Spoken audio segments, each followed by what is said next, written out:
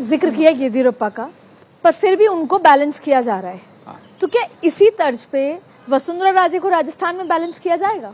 कर सकते हैं तो वो भाजपा में भी ना, कांग्रेस में थोड़ी है, भाजपा में है। वो तो क्या है, वसुंधरा के प्रति भी कोई ऐसा नेगेटिव भाव आलाकमान के मन में नहीं है। बात इतनी सी है भी नई लीडरशिप लानी है, एक सेकंड जनरेशन यंग लीडरशिप को आगे डेवलप करना है। इसलिए कभी गजेंद्र सिंह को आगे बढ़ाते हैं वो, कभी सीपी जोशी को आगे बढ़ाते हैं, ठीक है ना।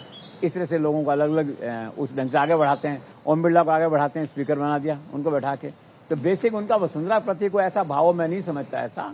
She is senior party leader, और कितना सम्मान देते हैं उनको। पिछली बार जो आए थे एक पब्लिक फंक्शन में, पब्लिक मीटिंग में जो है, तो मोदी जी ने कहा ना कि आप चलिए पहले, एक तरह से अमित शाह के मिलते हैं। लेकिन अब क्या है, समय, उम्र और कई चीजें हैं, लेकिन कभी कभी क्या राजनीति में समझौते करने पड़ते हैं जो है, ठीक है।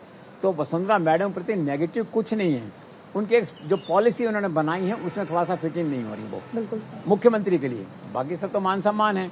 आप मंत्रिमंडल में आ जाइए, आप राज्यपाल बन जाइए, कुछ और कर लीजिए, पार्टी में आ जाइए, वो सब तो रास्ते खुले हैं वहाँ पे आने के लिए। लेकिन येदियुरप्पा के मामले में जिस तरह से समझौता हुआ, तो इससे वसुंधरा समर्थकों में एक नई आस बनी है राजस्थान में, कि शायद मैडम को भी कह देंगे। मैडम का क्या तो येदियुरप्पा से बहुत बेटर है कई मायनों में। वो चेहरा साफ है, वो चेहरा 80 साल का नहीं है, वो चेहरा बदनाम नहीं है कर्नाटक में जिस तरह से, वो चेहरा उस तरह से कंट्रोवर्शियल नहीं है। तो हो सकता है।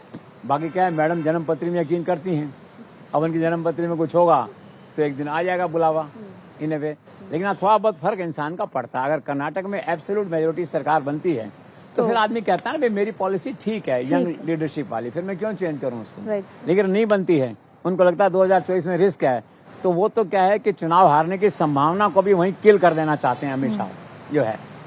संभावना नहीं है, उनको ऐसा लगेगा कि यार काम नहीं चलेगा।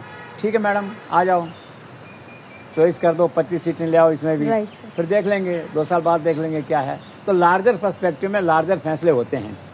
तो कर्नाटक के चुनाव का इतना सा फर्क पड़ सकता है। वसुंधरा समर्थक उत्साहित हो सकते हैं थोड़ा सा, लेकिन अभी नहीं। इंतजार करिए 13 तारीख का।